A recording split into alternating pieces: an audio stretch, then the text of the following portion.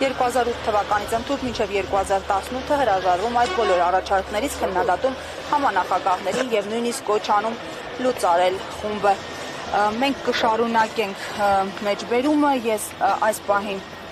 նշեմ, որ կզրուցենք Հայաստանի Հանրապետական Կուսակցության փոխնախագահ Արմեն Աշոտյանի հետ։ Պարոն Աշոտյան, սկսենք օրակարգային վերջին հարցից։ Հիմա Արցախի ներկայացուցչությունում ինչ-որ քննչական գործողություններ են, որոնք շատ պատահականորեն զուգադիպել են նույն ներկայացուցչությունում լսումներին հաջորդող շրջանին, ինչ սպասել, ինչ են փնտրում, ում են փնտրում, ինչ են ուզում։ Ակնհայտ է, որ դա բացարձակ պատահականություն չէ եւ ձեր ակնարկը սարկաստիկ միայն դառը ճշմարտություն է պարունակում։ Ակնհայտ է, որ ամեն անգամ, երբ որ Արցախի պետականության ինստիտուտները իրենց գոյության մասին հիշեցնում են, այն էլ հիշեցնում են բարձր ձայնով եւ Արցախի համար կարևոր նշանակություն ունեցող սահմանադրության առիթով եւ այդ արարությամբ ակնհայտ է, որ ադրբեջանական շահերը սպասարկող ռեժիմը չի կարող այն դամարսել եւ ես դեռ այն ժամանակ բանտից մի քանի հոդվածով անդրադարձել էի, թե ինչպես կարելի է կազմակերպել Արցախի ինստիտուտների գործունեությունը Հայաստանի տարածքում։ Իհարկե դրա համար պետք է ունենալ Հայաստանի լոյալ իշխանություններ, ազգային իշխանություններ, իսկ այն, որ ազգային ժողովի, Արցախի ազգային ժողովը, նախագահական ինստիտուտը, Արցախի բոլոր պետական կառույցները դրանք ազգային հարստություն են հիմա եւ Արցախի պետականության սերմեր են, ծիլերն են այդ ԴՆԹ-ի օրինակն է, որից կարելի է հետո նորից պատե զարգացումների եւ պատե իրավիճակի պարագայում վերակառուցել եւ վերականգնել Արցախահայության ինքնուրույն ապրելու միտված ինստիտուտները։ Ակնհայտ է, որ Նիկոլ ամեն ինչ անել է, որպեսզի ոչնչացնի պետականության այդ վերջին ԴՆԹ-ները, որոնք պահվում են այդ շենքում։ Այսինքն սպասել այլ բան դրսի շահերը սպասարկող վարչակազմից կլիներ միամտություն, ամեն անգամ զարմանալ, որ նա դիմում է հերթական խայտառակ քայլի, նույնպես կարծում եմ դարձել է ազգային զբաղմունք բոլոր այն մարդկանց համար, ովքեր սրտացավ են եւ ամեն անգամ զարմանում են նոր ձերբակալությունների, նոր ոտնձգությունների, խոզարկումների, ամեն հայկական նոր դրսևորումների վրա։ Զարմանալ պետք չէ, պետք է պարզապես պայքարել, որպեսզի Արցախի անունը հնչի ոչ միայն մեր ներքին խոսույթում, հայկական լրահոսում, այլ նաև այդ մասին հիշեցվի արտասահմանում, դրսում։ Ես եղել եմ վերջերս այսօր եմ վերադարձել գործողումից, Եվրոպական խորհրդարանում տարբեր հանդիպումների եւ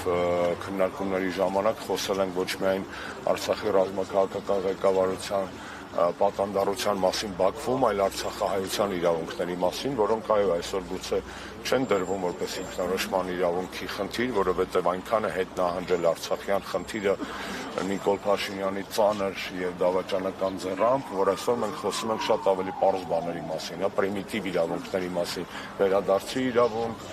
նյութական իրավունքներ, հոգեվոր մշակութային ժառանգության պահպանման իրավունք, մի խոսքով դատապարտելի է, խայտառակություն է պատկերացնել այսպիսի բան Հայաստանում որևէ պարագայում, դա իհարկանում խելագարության հասցնող իրականություն է, բայց խելագարվել չի կարելի, պետք է հավաք եւ զգոն մնալ ու հասկանալ, որ ամեն ինչ չէ, որ կորսված է եւ կան բաներ, որոնք կարելի է հետ բերել։ Պարոն Աշոտյան, այս ամեն ինչին զուգահեռ եւ զուգընթաց Նիկոլ Փաշինյանը այսօր մեկ այլ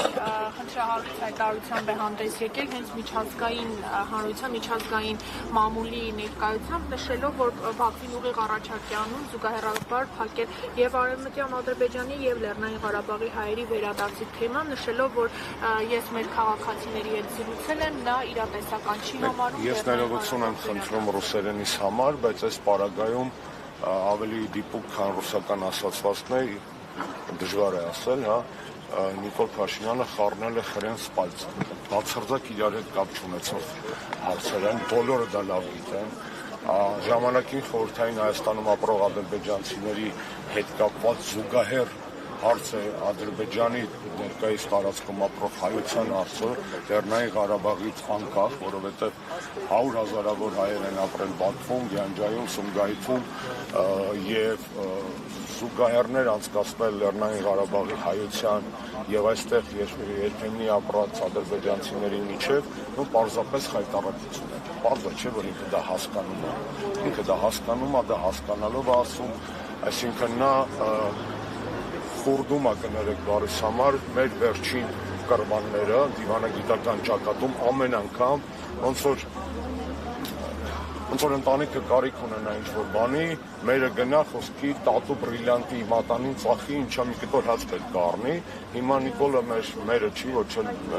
մեր հերն է, այս պետության կազմաքանդողն է, ասել է այդ գանձարանին ընտանեկան եւ ամեն անգամ ինչ-որ մի թանկ բան, մեզ համար շատ կարեւոր բան, ռելիկվիա, այսպես ասած, նա վաճառում է այս դեպքում նաեւ դիվանագիտական առումով, սա առաջի դեպքը չի, չէ, այդպեսի ճակատագրի արժանանում Հայոց ցեղասպանության միջազգային ճանաչման հարցը, այսպեսի ճակատագրի են արժանացել ժամանակին, երբ որ նա նոր էր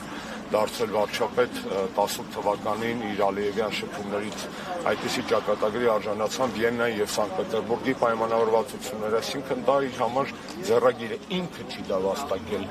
եւ շատ հեշտությամբ վաճառում է այս դեպքում մեր դիվանագիտական գանձարանից հերթական անգամ մի հարց, որ իրենը չէ, իրեն չի վերաբերում, իսկ ում որ վերաբերում է, այդ մարդիկ ունեն իրենց իրավունքները եւ ոչ մի Նիկոլ Փաշինյան, ոչ մի Հայաստանի վարչապետ կապ չունի, անգամ անազգանուն այստեղ չի կարող խոսել արցախահայության իրավունքների աճուրդի մասին։ Տիմնե յացիբը, այսինքն, այն էլ տիմնեն լրիվ ուրիշ է, յացիբեն լրիվ ուրիշ է։ Բացարձակ իրար հետ կապ չունեցող թեմաներ են։ Նա գիտի ինչ անում, նա փորձում է պարզապես Ալիևին խախանդացնելու համար վաճառել այդ վերջի մի քանի կռվանը, որ գոյություն ունի հայկական դիվանագիտական գանձարանում։ Պարոն Նաշետյան, ամեն դեպքում պնդումներ են հնչում, որ այս ամենը արվում է խաղաղության համար եւ որ այս ընթացքում, երբ մեկնարկել է խաղաղության process-ը, այսպես կոչված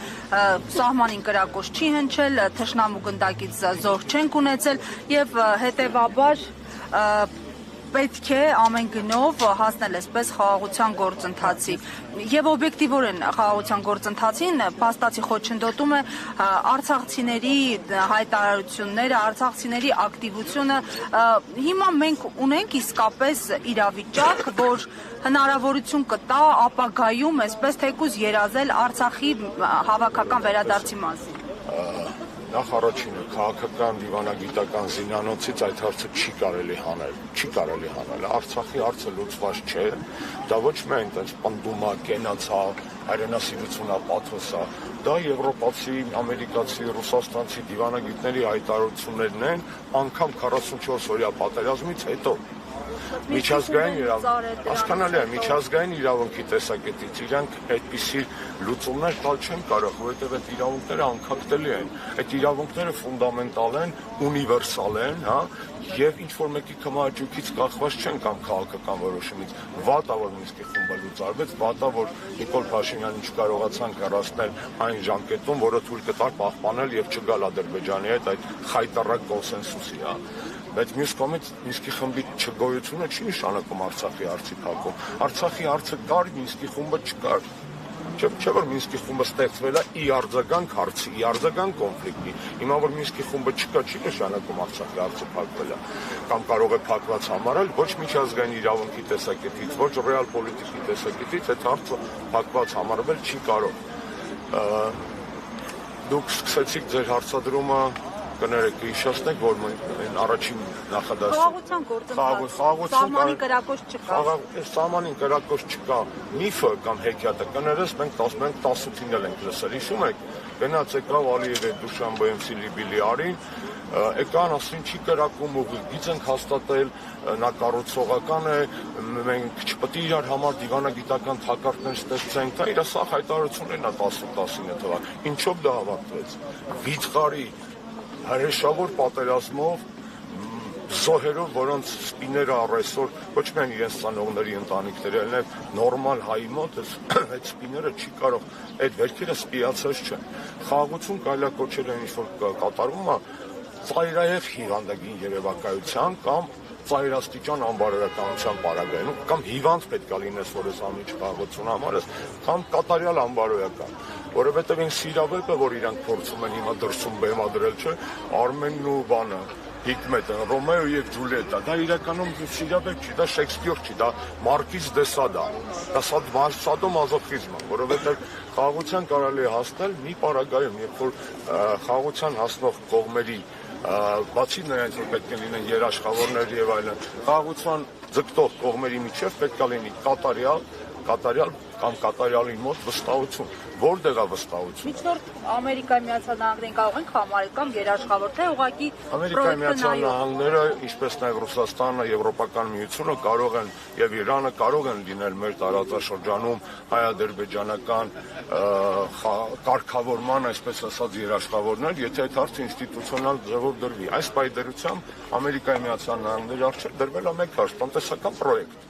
Եթե դնեին ռազմագերիների վերադարձի, ես կասկած չունեմ, որ Տրամպը կհասներ նրան, որ գոնե մի մասը ռազմագերիների հետ կգան, ինչու կասկած չունեմ, օդի մեջ չեմ խոսում։ Պարզ օրինակ եմ ձեզ ասում, Տրամպի բանագնացը գնաց Լուկաշենկոյի մոտ, ասեց մի 20-25 հոգի մարդ բաց թող, եւ Լուկաշենկոն բաց թողեց Կարբանտարկյաններին, բելարուսականա 25 թե 50 հոգի ոնց է։ Հիմա բաց է թողել, այսինքն այդ հարցը եթե դրվել Տրամպի առջև, հայկական դիվանագիտության կողմից, ես վստահ եմ, որ այդ մարդը կլուծել այդ հարցը, լինելով այս պայդրության քրիստոնեության թիվ 1 համաշխարհային պաշտպանը կամ համենայն դեպս այդպիսի իմիջ կամ դիրքավորում որդեգրելով կներեք։